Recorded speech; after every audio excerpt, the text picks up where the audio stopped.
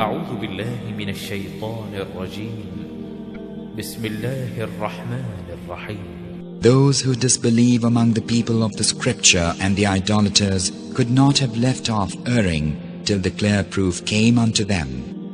A messenger from Allah reading purified pages containing correct scriptures.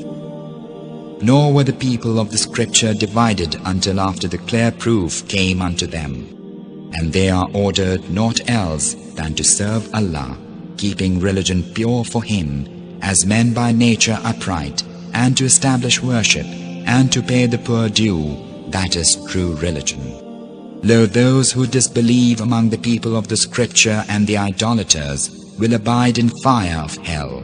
They are the worst of created beings. And lo, those who believe and do good works are the best of created beings.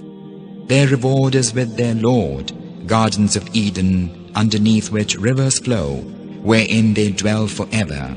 Allah hath pleasure in them, and they have pleasure in Him. This is in store for him who feareth his Lord.